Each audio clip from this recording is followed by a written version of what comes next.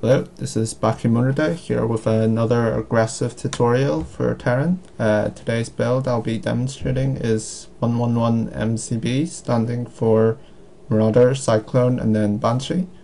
It's quite aggressive and it needs all your minerals, so you can't really scout with it, and it's ideally for a two-player map.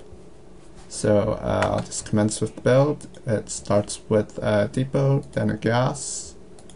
It's inspired from games from Home Story Cup. I noticed Banshees being used by Bunny, which seems like a good way to deal some early damage, and defensively Daishi used a Raven as well, which gives you pretty good map control. So I built the racks slightly out as I want to get a tech lab straight away. So after the second gas,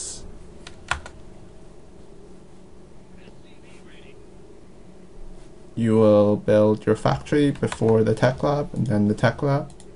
And then with your next 150 you'll be able to build your orbital command. And then next is your Marauder. You want to get this before your second depot.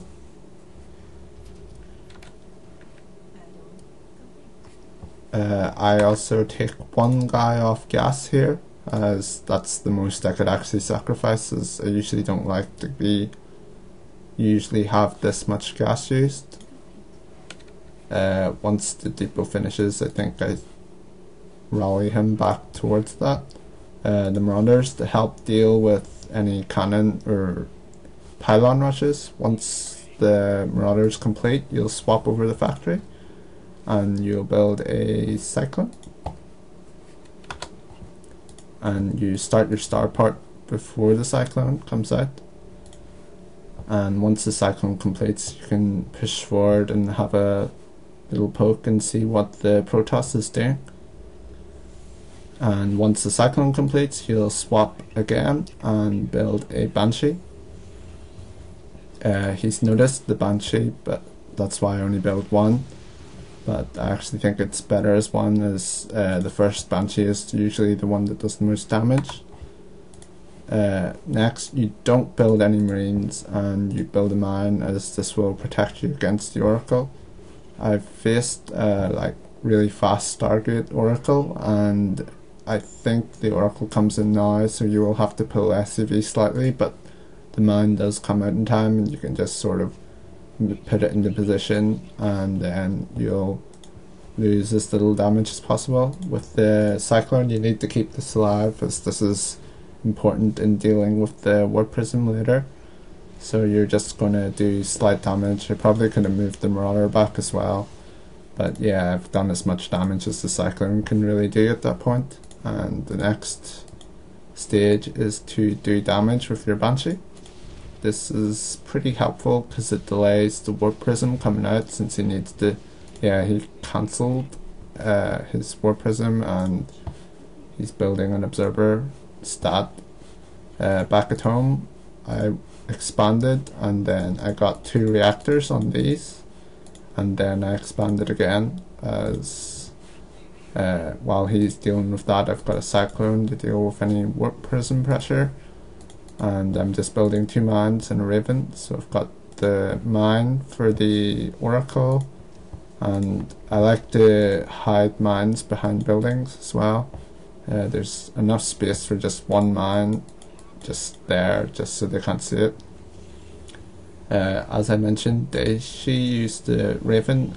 I really like this, as it gets rid of observers and it stops DTs, and can get map control with these mines as well.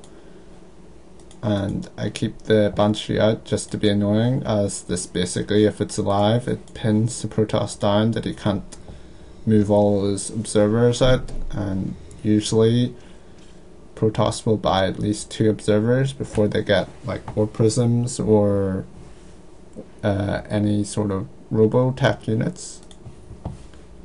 And my 3rd expansion is going down. I also get 2 Vikings just to be super safe against any sort of Warp Prism play, as I really hate the Adepts. When they get in your base, they kind of wreck up everything and they keep building mines. And I did swap earlier just with the second reactor so I can get my stim out. And I'm just basically macroing up into a macro game, but that's more or less the build. And now I'll just let you guys watch the rest of the game, and that'll be that.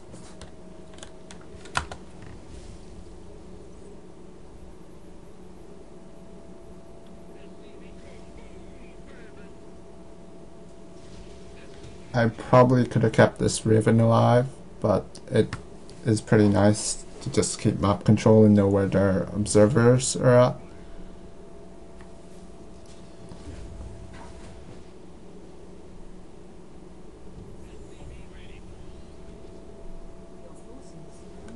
Usually mines become ineffective once they start getting disruptors out, so you would usually want to go into tanks or just pure bio. But as I seen him clearing the mines, I know his observer's out of position, so I'm just gonna poke in here with this Banshee and just build a bio Sky Terran force, which is pretty strong. So he's gonna try and push in here, and I'm gonna set up my liberation zones, and the rears are really good. In this phase of the game, I do feel Terran is stronger. It's really just the early game that I have been struggling with, but thanks to the games at Home Story Cup, they answered a lot of questions. But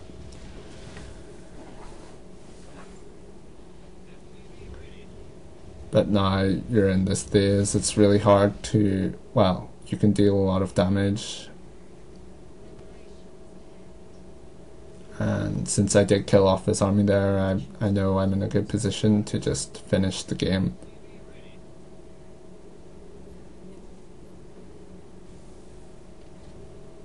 With Liberators, it's nice to cut, like if there are these points, these are the best places to sort of cut off. Usually here and here are the best liberation zones, so you can cut off all reinforcements. That was the game, and if you like this video, please subscribe and have a Merry Christmas as well. Later.